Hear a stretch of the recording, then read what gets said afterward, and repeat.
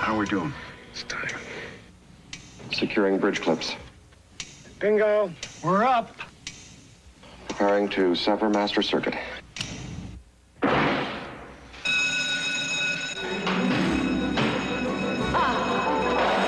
Robert Redford leads a professional and legal team of break-in artists in Sneakers, one of the new movies we'll be reviewing this week on Siskel and Ebert, and we will also take a look at Husbands and Wives, the new Woody Allen movie that's been in all the headlines. I'm Roger Ebert of the Chicago Sun-Times. And I'm Gene Siskel of the Chicago Tribune. Our first film is Sneakers, and it's a mostly entertaining mix of high technology, computer larceny, with the old action formula of a gang of misfits conquering the establishment.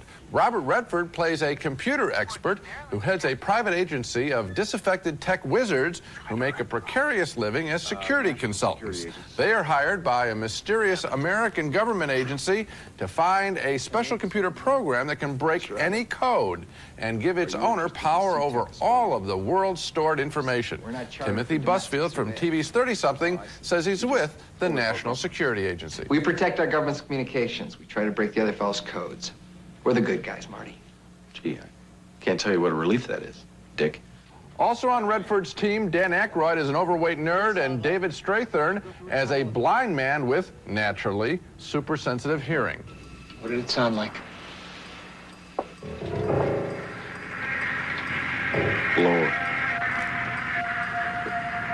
More team members include high-powered actor Sidney Poitier. It's a pleasure to see him back in a movie. And Mary McDonnell from Dances with Wolves. They get nervous when they find the mysterious computer program. What? There isn't a government on this planet that wouldn't kill us all for that thing.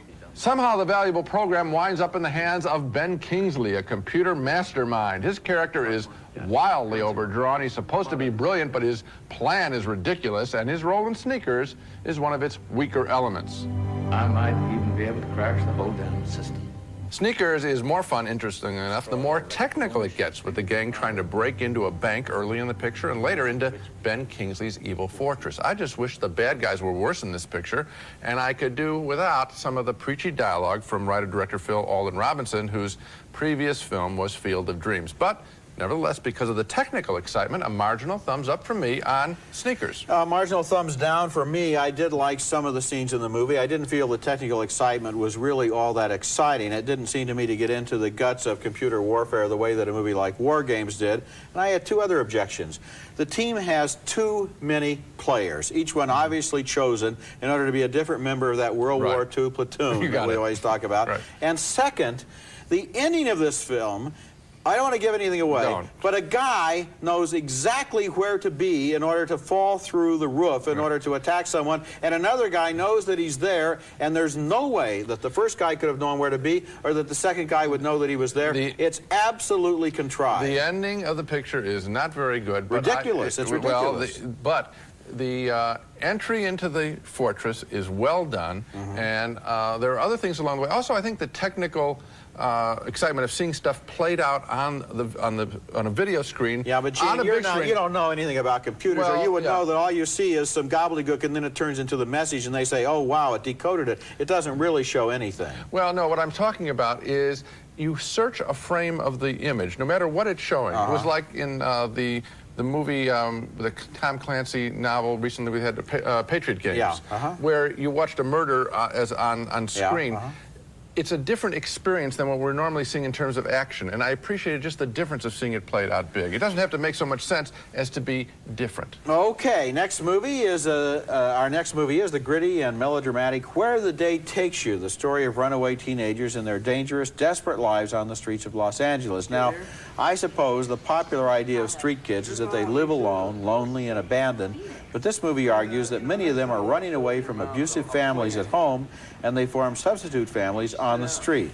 In the movie, Dermot Mulroney plays a kid who has taken on the role of father figure for an extended group of runaways, which now includes a girl played by Lara Flynn Boyle, who has just arrived in town. He likes you. Yeah? Definitely. How can you tell? I can tell by the way he's acting. He's trying to be all cool. This group of kids lives under the freeway, and they pass the time in stupid and dangerous games and in the aimless pastime of begging. Penny spare coin, bitch, please give me some money. The Mulroney character has a sort of compulsion to take care of other strays, and one night, he and Boyle get together enough money for a hotel room. I don't want you to be me, Mouse. I see people on the street every day, and I just see myself, and I don't want to see you. I don't want to see that happen to you. The ending of Where the Day Takes You is a little too melodramatic and forced, but I was surprised how much I admired the rest of the movie, which looks and sounds authentic and really cares about its characters. I was afraid it was going to be sort of a junior brat pack hits the streets, but it's more of a drugstore cowboy about characters who are younger, more defenseless, and deeply wounded in life. Many of the performances are strong, including Mulroney and Boyle, and also Sean Astin as a kid who is helplessly strung out on drugs. This is the sort of movie that can easily be shallow and exploitative, but not this time. And I think it was this time, and we really disagree here. I really disliked intensely this movie, and I'll start right from the beginning, where we see Laura San Giacomo as the interviewer interviewing this guy, asking the dumbest questions on the planet Earth. I mean, her character is worthless. But then we get into the story, and here I thought it was another classic case of movie formula making, where the lead character always falls in love with and is drawn to the most beautiful girl on the streets, and the most beautiful girl on the streets doesn't wear a bra because she's really gorgeous, and then she holds back her affection because she's a good girl, and I thought it was really tired stuff. In other words, she holds back her affections? Yes, she doesn't want to sleep. She doesn't want to to sleep with him until later in the picture, rather than right away.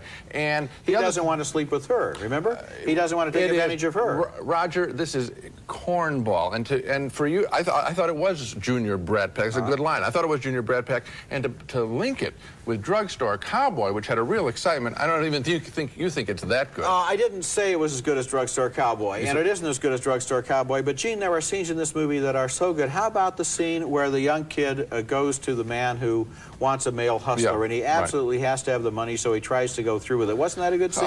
Not as good. Yes, not it as was a no, good no, scene. Roger. I'll tell you where it was really awful was, first of all, if the kids are abused, that's sad and tragic, and I'm sure it's true. But the scene that we have of the parents, where the kid comes into the house of the parents, was laughable, I thought. No, it wasn't at all. That kid, the way he made the guerrilla raid on his house and then out again as fast as he could go, that seemed to be absolutely convincing. I thought that was quite silly. We really disagree on this. Coming up next, you may have heard about this next movie, Woody Allen's Husbands and Wives. This isn't even my boyfriend. He's my professor. Your professor? Yes. Can you get it, break it up? It's insane. You're Jack and Sally. You got 2 kids. Hey, our kids are grown up, for Christ's sake. Obviously, that's Woody Allen in Husbands and Wives, the most talked about movie of the year, and that was before anyone even saw it. And the challenge for a film critic is to review this movie as a movie, and I liked Husbands and Wives more for its sharp, edgy portraits of troubled marriages than for much of its comedy, save for one fabulous comic performance by Australian actress Judy Davis. She's a great talent, and she shows it here. Here's how the film begins, with the married couple Sidney Pollack and Judy Davis revealing that they're breaking up to another married couple of friends of theirs, Woody Allen and Mia Farrow. You'll be back together in 1 week. She's going to keep the place in Riverdale, and I'm looking for a place in town. Oh, I just feel shattered. Oh, come on. I do. Let's eat. What do you mean, come on, let's eat? Come on? I can't eat. Once her marriage is busted apart, Judy Davis starts seeing another man, Liam Neeson, as a co-worker in Mia Farrow's publishing office. You're a very beautiful woman. Oh,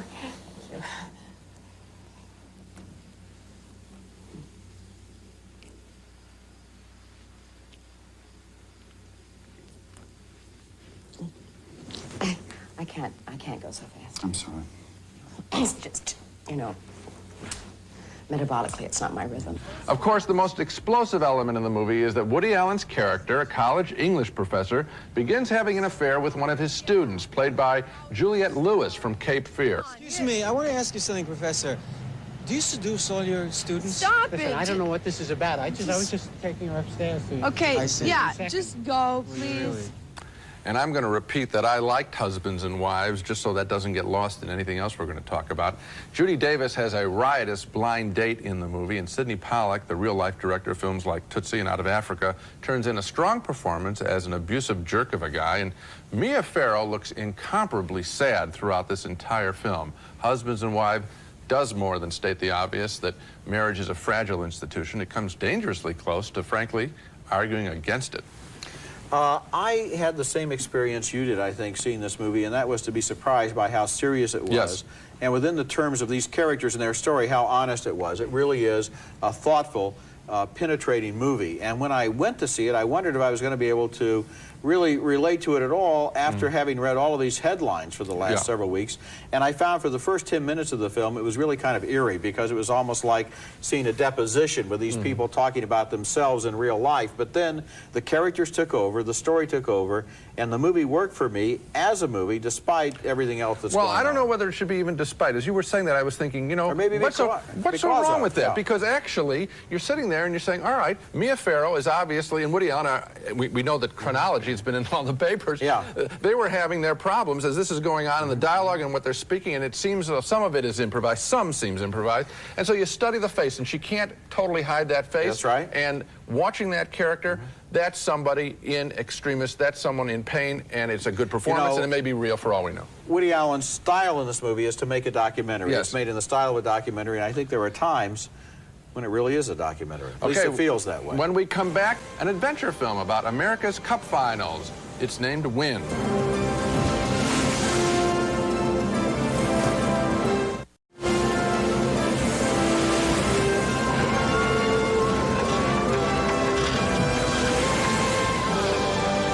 Our next movie is named Wind, and it stars Matthew Modine as a gifted skipper who is on the losing team and won America's Cup race, and then retreats to the Nevada desert to build a better sailing craft for the next race.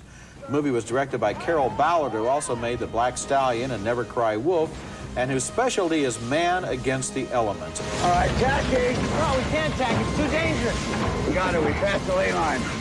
We're tacking. That's Cliff Robertson as the self-made millionaire who's the self-appointed defender of America's image in the races, and he has an underling tell Modine that his girlfriend has to leave the crew. She's doing a fine job. All the crew likes her. Will, she's off the boat. Modine goes along with the banishment of his girlfriend, played by Jennifer Grey, and they break up as a result. But then, Grey and Cliff Robertson's daughter, played by Rebecca Miller, get involved with an eccentric desert inventor in building a revolutionary new sailing craft. The women have totally opposed personalities. I like to think of myself as a member of this team. Will and I have been at this game for 15 years. You show up here last week and have appointed yourself Queen Bee, but it's my money. Of course, Modine eventually joins the team and finds himself racing in a duel with the Australian who took the America's Cup the last time. Now look at this footage. The cameraman must be hanging from one of the sails.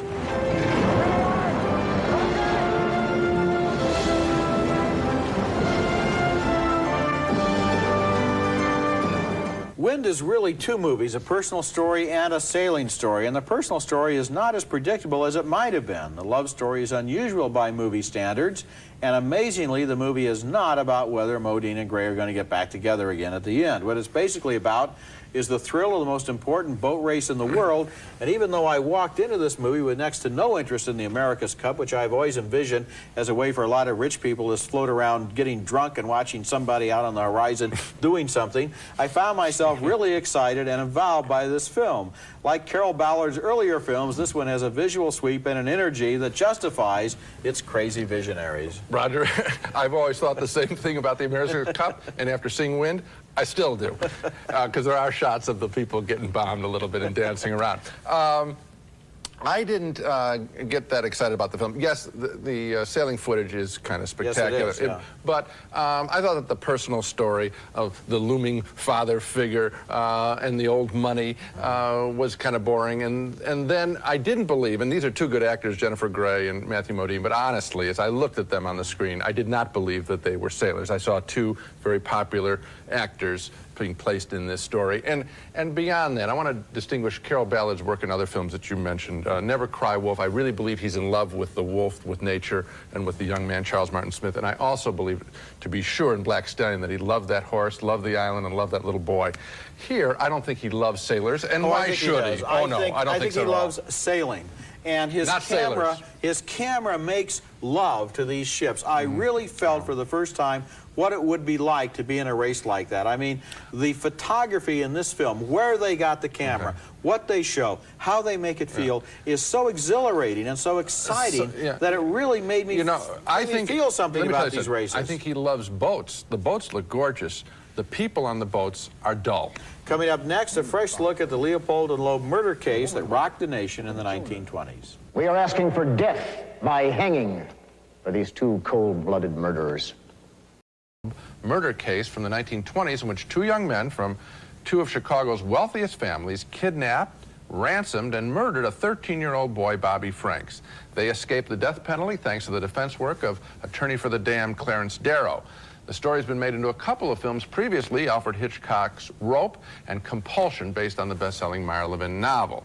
But Swoon is a radically different treatment. It's part of the new gay cinema, and it emphasizes Leopold and Loeb's homosexual relationship even more than their self-hating Jewishness. Swoon is filmed in black and white and stylishly mixes vintage and contemporary elements. Police go undercover in an attempt to apprehend the degenerate kidnapper of Bobby Franks. The mayor has declared a citywide state of emergency. Police are desperately searching for the owner of the eyeglasses found at the scene of the crime. The mistake leads, of course, to an argument. Daniel Schlackett plays the domineering Loeb, part of the Sears-Roebuck family, and Craig Chester is Leopold. They can find us because you lost your glasses. No. No way. They're common. The frame, the prescription. Once interrogated by police, the lovers and killers turn on each other. He did it. Nathan Leopold Jr. Swoon also reenacts the trial in which Clarence Darrow used the boy's sexual preference to help certify them as insane, while the state's attorney used it as reason to demand the death penalty. And from the fact that these two are perverts, I have the right to argue that they have committed an act of perversion. Clearly, Swoon wants to argue that the climate of hatred toward homosexuality didn't make Leopold and Loeb any healthier. But as much as it is a case of fresh insights into an old crime, Swoon works equally well simply as an exercise in cinematic style. Director Tom Kalin, working on a low budget and a grant from the American Film Institute, is one of these directors who just doesn't know how to make an uninteresting shot. He tells his story with passion and verve, and I like Swoon, the actors in it, and I really look forward to Tom Kalin's next picture. I also had a real positive reaction to this film. The thing that it was really about, it seemed to me, was how the one person had an extremely controlling and cold personality. That's right. And was able to get the other person to do things that he didn't really want to do because he was so weak and because he was so much in love. And so that dynamic is really what the movie is about. And this is why this film keeps being, the story keeps capturing people's fancy, because what was the dynamic between these two brilliant kids who wanted to do the crime of the century? This film, I think, brings out much more of their personal stories of self-hate, and it sets it in time, and then it's a great looking It helps you picture. understand their personalities instead of simply saying they were monsters, they did a terrible thing, they're bad guys. Very well done.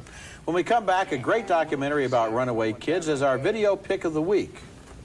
And now it's time for our home video pick, and my pick this week is a 1985 documentary named Streetwise, which covers some of the same ground as that new fiction film Where the Day Takes You, but in even more heartbreaking detail. Both movies share the same insight that many of these runaways are escaping from sexual abuse at home. One girl returns home briefly and confronts her mother about her stepfather. He makes me sick. From when I was little and he was a pervert, and every time I remember that, every time I remember what he did to me, what he took advantage of me, and I didn't when know. I didn't know what he was me. doing, I didn't know it until you started asking me. Streetwise is one of the best documentaries of recent years. It was nominated for an Oscar, and I recommend you take a look at it. Now let's take another look at the movies we reviewed this week. We had a split vote on Sneakers, the high-tech computer thriller. Gene's thumb was marginally up, mine marginally down. And a stronger disagreement on Where the Day Takes You about runaway kids in Los Angeles. Gene thought it was cornball. I was surprisingly touched. 2 thumbs up for Woody Allen's Husbands and Wives, thoughtful and disenchanted about marriage. We disagreed about Wind, about the America's Cup finals. I found it exciting. Gene found the sailors boring. Finally, 2 thumbs up for the offbeat and challenging Swoon, another look at the Leopold and Loeb murder case, and so Swoon, and then, of course, Husbands and Wives. I guess I won't be getting any free rides on any yachts in Lake Michigan here. That's it for this week. Next week, we'll be back with reviews of more new movies, including Serafina with Whoopi Goldberg starring in the movie version of the hit Broadway musical. And the problems of young love face Bridget Fonda and Matt Dillon in Single. That's next week. And until then, the balcony is closed.